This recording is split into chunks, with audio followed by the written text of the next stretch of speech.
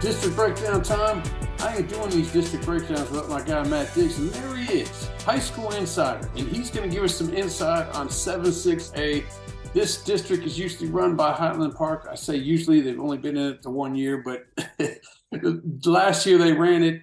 But boy, the internet was a buzz, at least especially over at Lake Highlands, at some of your predictions in the top 25. I'll let you take care of that, but spoiler, I'm kind of in agreement with my man Diggsy here, but I'm going to let him talk about some of these teams in this district and who he thinks can pull it out.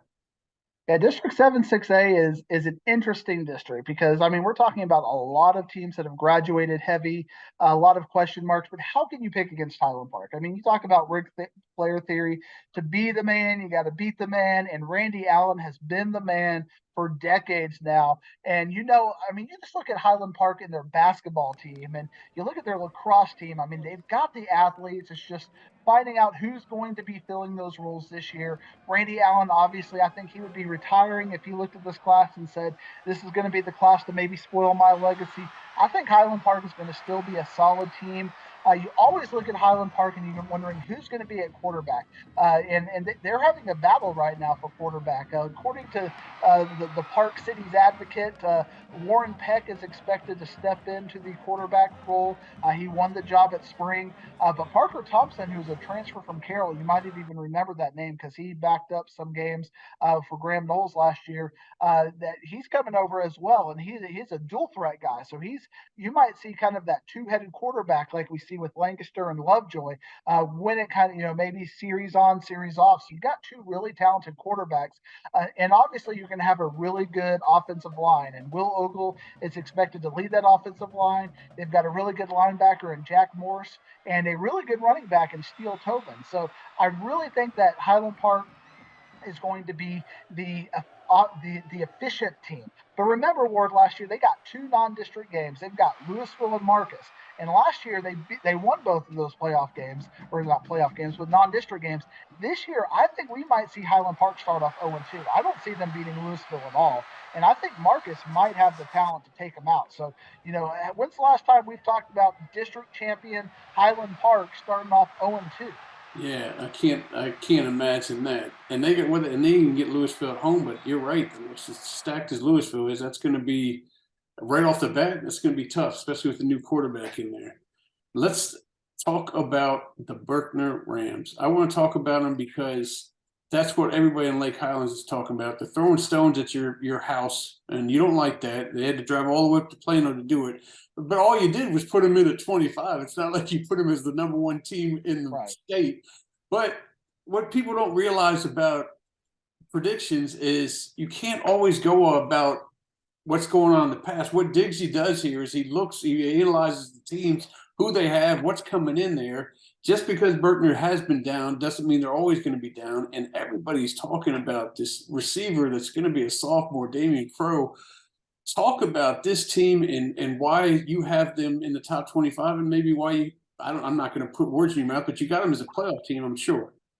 I do have them as a playoff team. I mean, Berkner made the playoffs last year. They got thumped in the first round, and that may happen again. I don't know if they're quite to the Arlington Martin level, depending on how the playoffs kind of shake out. But you look at Berkner, and I saw them against Irving MacArthur last year. It was a Friday game. They stuck to the Friday schedule that week 11 where we had all the rain delays and everybody moving to Thursday. So I got a chance to watch them. And when I was watching them and covering that game, I kept saying, well, this kid's a freshman playing varsity ball. This kid's a sophomore playing varsity ball. It's like almost everybody is coming back. And people are wanting to start playing for Berkner. So you're starting to see transfers. Two players that, have transferred into Berkner, Kavion Grady, who might have been Plano Senior High's best player last year, who made an all-district team. He is now on this Berkner Rams squad. Mecky Wright from Plano East. He was expected to be a starter. He is over there now at Berkner. You got Damian Crow. You've got their quarterback, Cornell McGee, who was a very talented player. He's going to be back. Jamari Williams, who ran for over 1,000 yards last year, he is coming back. Yamil Talib from the vaunted Talib family. You got him at defensive end. Jaquavius Kennedy at defensive end. Berkner is starting to build this base where you can legitimately look at them on paper and say they should beat Highland Park on paper. Obviously, beating Highland Park and thinking you should beat Highland Park are two completely different issues. We give Highland Park the respect on this podcast and the district breakdown. But Berkner on paper looks like they have the talent to beat the best team in this district. They haven't beaten anybody. They haven't won one of the big games. They got to beat Lake Highlands. They got to beat Jesuit. They got to beat Highland Park to get to that level. It's almost like McKinney. It's almost a carbon copy of McKinney. And if you think about it, Trey Bryant, Marcus Shavers, they were coaching friends together. So these are coaches on the rise, very young, very enthusiastic coaches who can build a community and build a program to where kids want to play for them. He's keeping kids in the program, and Berkner just looks like the team that could be that next big thing. Now, I look at Lake Highlands, and Lake Highlands has a legitimate beef, and like, hey, we've beaten Berkner for how many ever years, 10+ years now. Why do we not get that Highland Park respect? Well, they lost their coach. Their coach is now the AD over at Highland Park, so you got that against them, and you've got they're going to be like, what about Trip Hawley? We got him coming back. What about Deontay Dean? We've got him coming back. They do. But again, we listed about 10 players for Berkner, and there's a couple of players for Lake Highlands that they've got coming back. I'm just a little bit skeptical. On paper, Berkner should beat Lake Highlands, but Lake Highlands has been doing it over time. I'm going to put my chips in and bet on Berkner to be the number 2 spot. But Lake Highlands is not far behind them. It's going to be a fun battle for that number 2 and number 3 spot. And this district has been a bit void of those big battles. It's always been Highland Park, Berkner, or Highland Park and Lake Highlands and everybody else. It's good to see a third team step up into this. And Jesuit, to that end, has always been a consistent team there. But it really falls off after the top 4.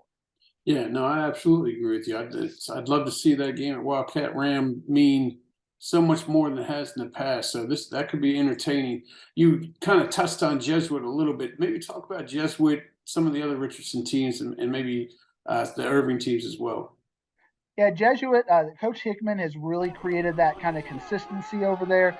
Robert Prager is a very talented free safety. Jager Cross at quarterback is a player. They're going to be good. And I think they're going to be looking at this district breakdown and feeling very disrespected as well, because they're right up there with Highland Park, having that kind of consistency as well. And they're always going to have those players who are going to be stepping up.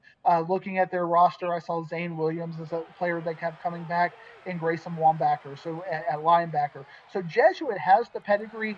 I just think that with Lake Highlands, it's very bunched right there with 2, 3, and 4.